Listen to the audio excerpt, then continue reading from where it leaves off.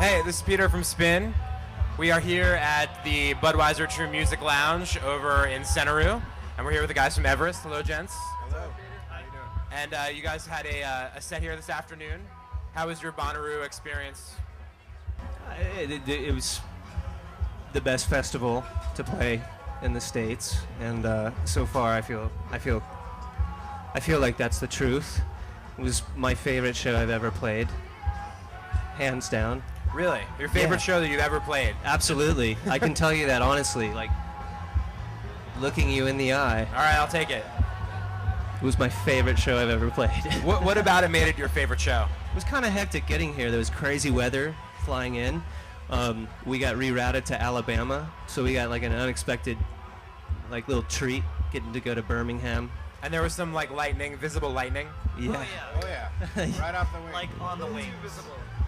Too visible? Yeah. There were lightning bolts kind of kissing the wing of the plane.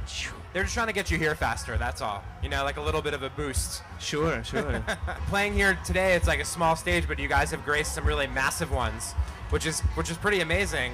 And I mean, for those people out there, I mean, you guys were kind of plucked in a way and like given this really great honor. And I mean, tell us a little bit about, just short thing about how Neil kind of like found you guys, and you guys ended up on this massive tour in the fall.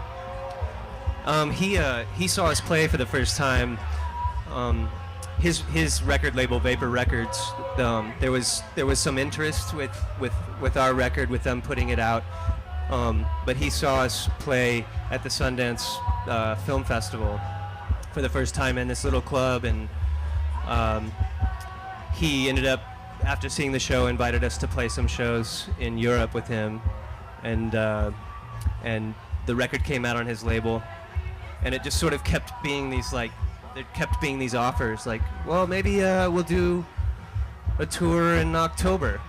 And so we got to go out with Death Cab for Cutie and Neil on that tour, and then it ended up being going out with Wilco and Neil, like on the next tour he did, and then that turned into us being his main support on the last tour we just got off of. So we spent a good chunk of last year of this year and last on the road with Neil, and it's nice to have that support, like a guy that believes in you, puts your record out, lets you do what you want. Nice.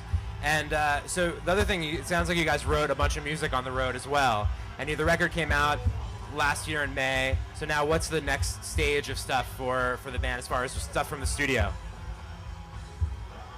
Our plan is to record later on this summer, early fall, release a new release spring 2010. Well, I'm looking forward to going to a show that I can see you guys in a small room and just like, you know, blow the roof off.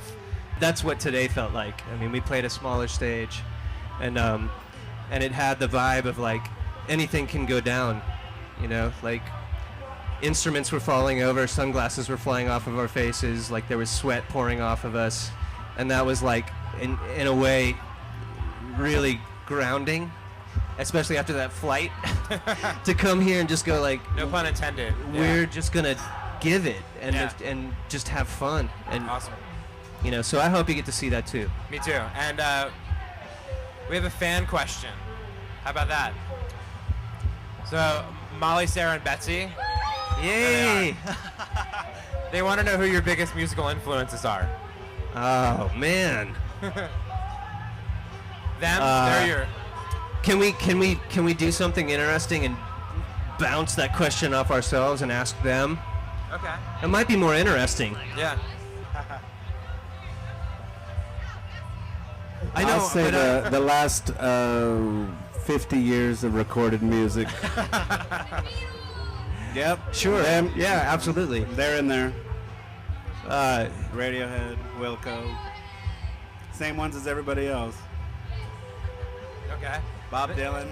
And another question from Don, who asked, do you write with a sense of social responsibility or just a sense of fun?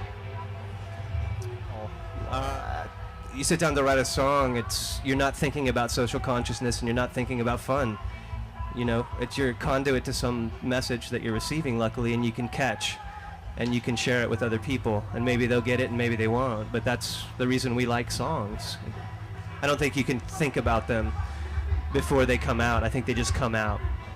Well, thanks so much for taking the time, guys. Thank you. Pleasure, and we'll see you guys later. Thanks for coming by. Thanks for Awesome.